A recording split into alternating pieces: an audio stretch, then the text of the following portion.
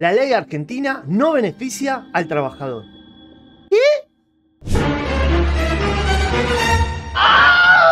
¿Cómo es esto, jurista? Vos sos un abogado laboralista, docente universitario, que está haciendo una ley de contrato de trabajo comentada y nos acaba de mostrar en un montonazo de artículos que hay un montonazo de artículos que benefician al trabajador. ¿Qué me estás diciendo?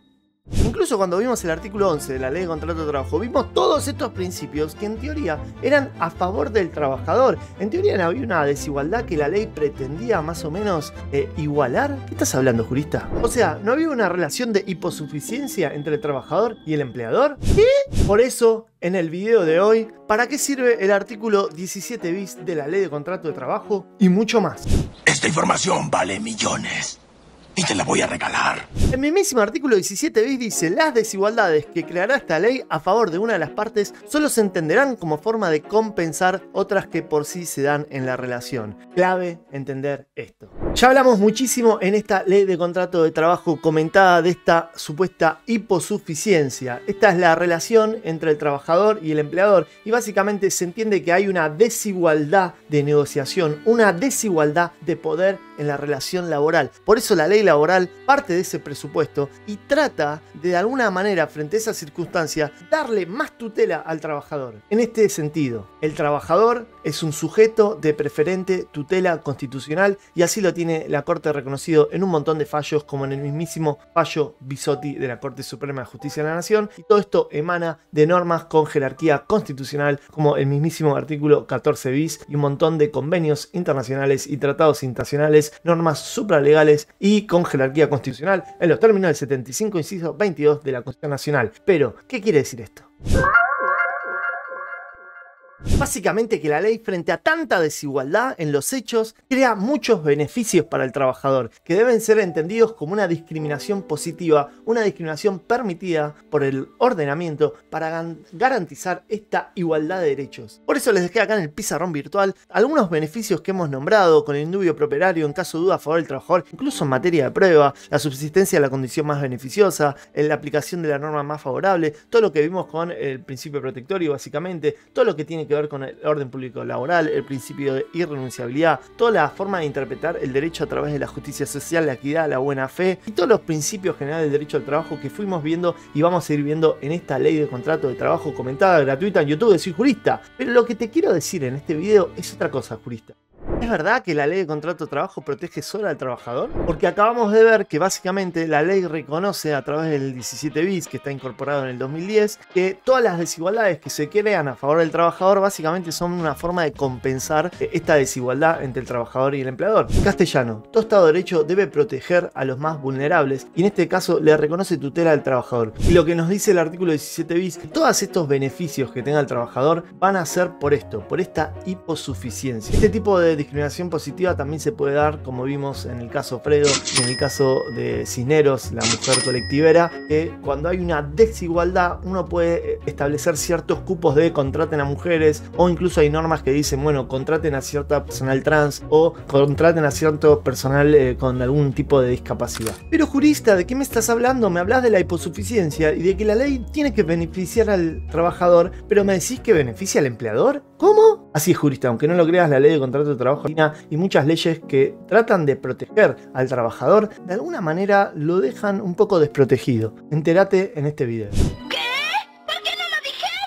En mi primer clase de Derecho Laboral, hará unos 14 años aproximadamente, el profesor se levantó en la primera clase, ya éramos todos estudiantes avanzados de Derecho, estábamos creo que en el segundo o en el tercer año, y nos preguntó, ¿ustedes qué creen? ¿La ley de contrato de trabajo protege al trabajador o no? Y automáticamente todos, sí, obvio que protege al trabajador porque hay hiposuficiencia, bla bla bla bla bla bla bla bla bla bla bla bla bla. Y de repente uno levanta la mano y dice, no, la ley de contrato de trabajo legitima el poder de la empresa y protege al empleador. ¿Cómo?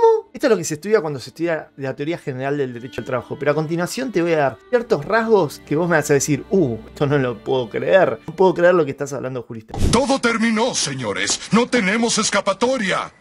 Pero entonces, ¿por qué si la ley quiere proteger al trabajador para garantizarle esa igualdad, termina protegiendo al empleador? O algo así. Primero, algunos autores hacen este tipo de planteos, o sea, demos un paso atrás. O sea, estamos viendo la sociedad con lupa, vayamos atrás, un poco más atrás. Imagínate que vos tenés un kiosco y vos contratás un trabajador. La ley básicamente te permite organizar a ese trabajador, decirle qué hacer, cómo hacerlo, y si hace algo mal, poder castigarlo. Incluso le podés descontar el sueldo. Y vos podés apropiarte de toda esa plusvalía, de todo ese beneficio, de todo ese trabajo. Eso es el contrato de trabajo. Imagínate, yo lo contrato, lo tengo trabajando para mí la jornada máxima y básicamente le pago un sueldo. Y con ese sueldo que yo le estoy pagando, yo estoy teniendo una ganancia. Entonces el sistema de alguna manera le reconoce esta capacidad de vos podés contratar gente y sacar una plusvalía, una ganancia. Y vos me dirás, pero jurista, eso es el capitalismo. Pero si esta ley tenía que proteger al trabajador, ¿cómo le da tantas facultades al empleador? Tantas facultades de organización, dirección y el poder disciplinario. Incluso hemos visto en este hermoso canal de YouTube, cuando vimos el artículo 66, el poder del ius variandi. Este poder que le daba la ley al empleador de modificar el contrato de trabajo de forma unilateral. En castellano, la ley le está reconociendo al empleador la posibilidad de decir, che, de ahora en más las cosas se van a hacer distintas. Vos ya no vas a trabajar acá, vas a trabajar allá. No vas a hacer la forma de esta forma, la vas a hacer de otra forma. Lo cual es una locura en un contrato bilateral entre iguales, pero que de alguna forma la ley le reconoce eso al empleador para que el contrato persista. Sin embargo, cuando vimos ese artículo vimos que le establecía ciertas limitaciones, pero aún así le da el poder. Por eso hay muchos que dicen que termina beneficiando más al empleador que al trabajador, porque le permite básicamente modificar el contrato de trabajo de forma unilateral en un montonazo de casos que vimos en este hermoso video. Y no solo eso, en este gran video vimos el tema de la jornada laboral argentina. Es de 48 horas semanales, una de las más grandes de todo el mundo. ¿Qué?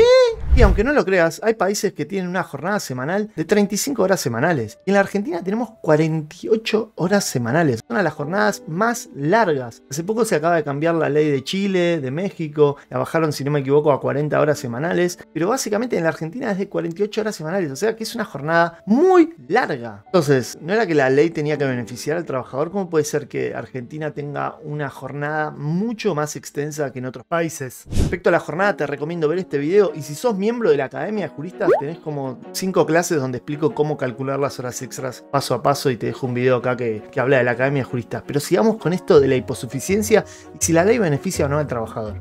Por otro lado, en este gran artículo del 128 vimos cuándo me tienen que pagar el sueldo en la Argentina. Y básicamente dijimos que para la mayoría de los trabajadores es el cuarto día hábil vencido. O sea, básicamente explicamos que si vos trabajás del 1 de enero al 31 de enero, a vos te tienen que pagar a mes vencido, o sea, los 4 primeros días hábiles de febrero. Esto es para la mayoría de trabajadores que son trabajadores mensualizados en la Argentina, que son la mayoría. Y yo te pregunto a vos, jurista, ¿a vos te permiten vivir un mes entero y después pagar el alquiler? ¿A vos te permiten contratar un servicio durante un mes entero y después pagarlo? Porque para la mayoría de servicios, normalmente, uno paga por adelantado el mes y después disfruta de ese servicio. Pero en el contrato de trabajo, donde estamos hablando de un trabajador que supuestamente es un sujeto de preferente tutela constitucional, la ley está diciendo que trabajes un mes y después te pagan. O sea que básicamente el empleador lucra con el trabajo del trabajador durante un mes y después le paga. Por eso muchos dicen que la ley no termina protegiendo tanto al trabajador como dice serlo. Piensen que en otros países funciona distinto. Es vos trabajás una semana, te pagan la semana. Vos trabajás una semana, te pagan la semana. Vos trabajás una semana, te pagan una semana. Y no es lo mismo, jurista, sobre todo en tu primer trabajo, trabajar un mes entero después que paguen al cuarto día hábil. Una norma protectoria sería al revés. Te paguen por adelantado o si no que te paguen una vez por semana como pasa en algunos otros países. ¿Por qué? Porque a veces la ley tiene miedo de que el trabajador vaya a 1 millón de entrevistas de trabajo, cobre el primer sueldo de 1 millón de trabajos y después no vaya a ninguno. Pero bueno, podría ser al revés también. A un amigo le pasó que trabajó un mes para una empresa y la empresa nunca le pagó. ¿Es proteger al trabajador decirle vas a cobrar a mes vencido? ¿Qué?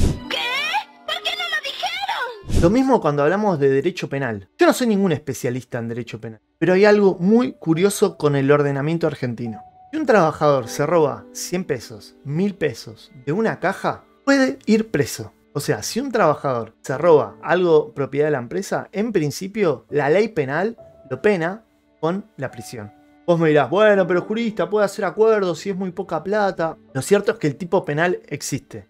O sea, el robo, aunque robes 10 millones o $1, en principio es un tipo penal. Después, bueno, podés hacer probation y cosas así, pero en principio es un delito y te pueden hacer una causa penal por robo. Pero si la empresa te debe $1 millón, el empleador no va a ir preso. Le vas a tener que hacer juicio, lo vas a poder embargar, le vas a poder ejecutar todo lo que te debe, con multas, con intereses, pero penalmente no va a ir preso. O sea, si te debe diferencias salariales porque te está pagando por debajo del convenio, te debe horas extras, y no te paga básicamente lo que te tiene que pagar, si te debe indemnizaciones laborales, no va a ir preso. Simplemente vas a tener que contratar a un abogado, hacerle un juicio y después cobrarte eso más de forma legal. ¿Pero el trabajador no era un sujeto de preferente tutela constitucional? ¿Qué onda? Y esto también es grave cuando hablamos de trabajo no registrado o accidentes de trabajo causados por la negligencia grave de la empresa que terminan en la muerte del trabajador.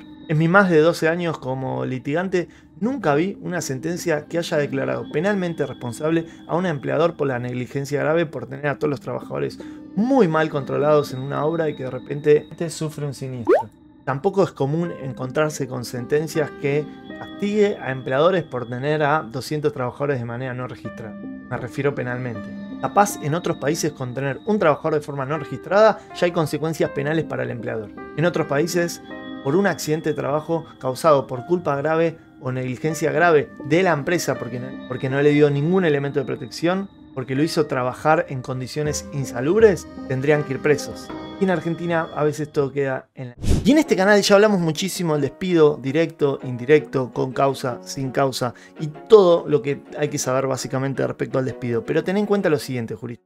En el ordenamiento laboral argentino, el empleador te puede despedir con justa causa, mandándote un telegrama diciendo cuál es la causa. Y todo esto se revisa después, durante años a veces, en una sentencia judicial, en un proceso laboral, solo si el trabajador reclama.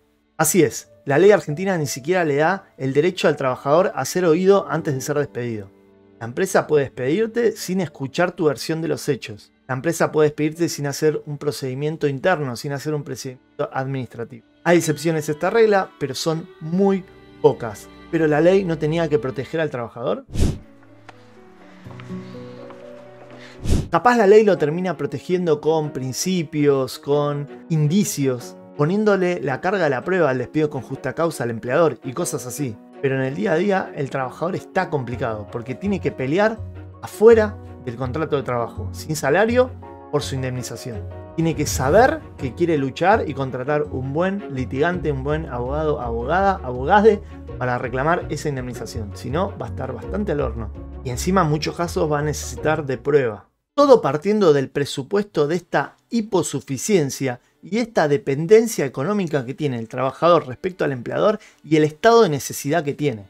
Desde esa necesidad que el trabajador necesita, ese salario, cobrarlo mes a mes para pagar su vivienda, para pagar la comida de sus hijos, para pagar la tarjeta. Su subsistencia depende de este contrato de trabajo en un sistema capitalista. Lo que dificulta mucho el control, porque si el empleador incumple la ley y, por ejemplo, no me paga las horas extras, pero yo dependo de ese salario para subsistir y dependo de ese trabajo para subsistir y mi grupo familiar depende de eso, lo más probable es que yo me quede callado la boca. Y en la práctica hay muy poco control de parte del Estado. En la Argentina, desgraciadamente, hay muchísimo trabajo no registrado. Muchísimo trabajo no registrado o deficientemente registrado. Y el Estado, en vez de ejercer esta facultad de control, de hacer inspecciones, a veces termina mirando para otro lado. Esta falta de control termina beneficiando a las empresas y crea una cierta costumbre del incumplimiento.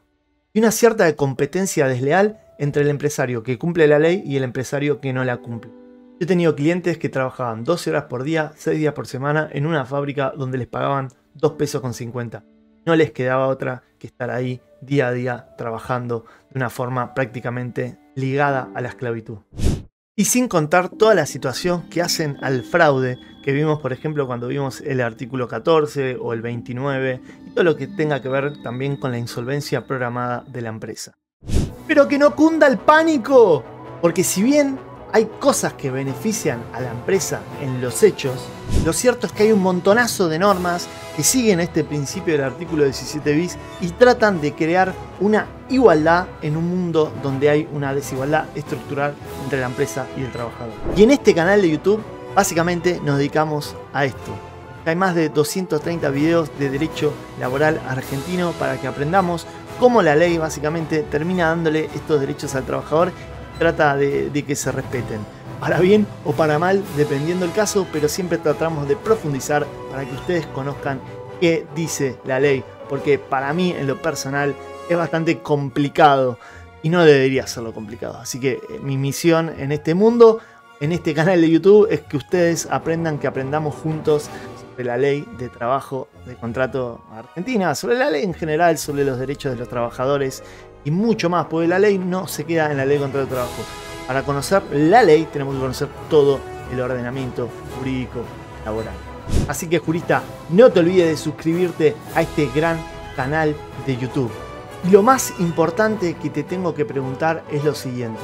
Para vos, ¿la ley de contrato de trabajo argentina protege al trabajador o al empleador? Quiero leer tu comentario. Y en el próximo video de esta ley de contrato de trabajo comentada vamos a ver el artículo 18 de la LCT que habla de la antigüedad. Cómo saber la antigüedad real de un trabajador. Cómo el artículo 18 protege al trabajador del fraude laboral. Todo esto lo vamos a ver en el próximo video. Yo soy el doctor Esteban Diego de Albuquerque y vos, jurista, hiciste clic en el lugar indicado. Suscríbete y nos vemos en el próximo video. Espero que este video no haya quedado muy bajonero, pero bueno, la realidad es la realidad, ¿no?